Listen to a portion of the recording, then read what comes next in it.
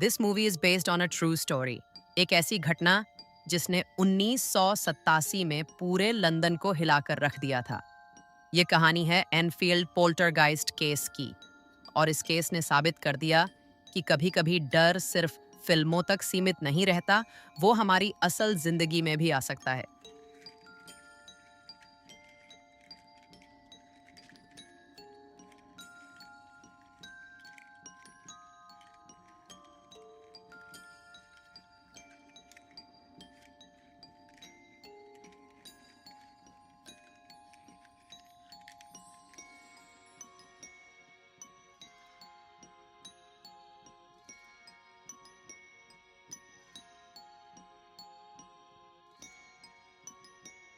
कहानी शुरू होती है लंदन के एक छोटे से घर से, जहां एक माँ, पेगी हडसन, अपने 4 बच्चों के साथ रहती है।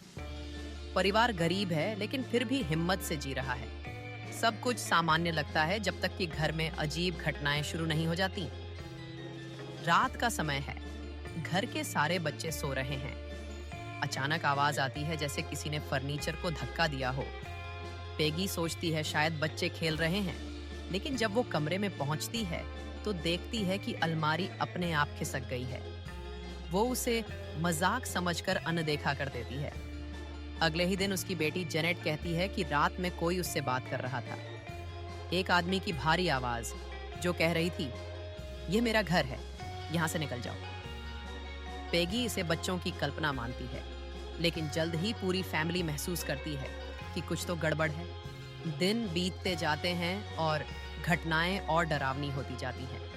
दरवाजे अपने आप बंद होना, खिलौनों का अपने आप चलना और छाया का दिखना, ये सब बच्चों की नींदें उड़ा देता है। जेनेट पर सबसे ज्यादा असर होता है। रात को वो नींद में उठ जाती है और अचानक दूसरी आवाज में बोलने लगती है, जैसे कोई बूढ़ा आदमी उसके अंदर आ गया हो। एक शाम पैगी और बच्चों के सामने जेनेट अचानक कुर्सी पर बैठी होती है और गहरी आवाज में बोलती है, "मेरा नाम बिल विल्किंस है। मैं इसी घर में मर गया था और अब यह घर सिर्फ मेरा है।" ये सुनकर पूरा परिवार कांप उठता है। डर अब खेल नहीं रह गया था, ये हकीकत बन चुका था। धीरे धीरे ये मामला इतना फैल जाता है कि पड़ोसियों और अखबारों तक इसकी खबर पहुंच जाती है। लोग इसे एनफील्ड हॉन्टिंग कहने लगते हैं। लेकिन असली सवाल यह था कि क्या वाकई यह किसी आत्मा का काम है या सिर्फ बच्चों की शरारत।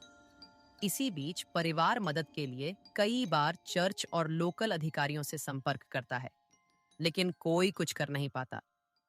तभी एंट्री होती है उन लोगों की जिन्होंने दुनिया के सबसे बड़े पैरानॉर्मल मामलों को हल किया है, एड और लॉरेन वॉरेन।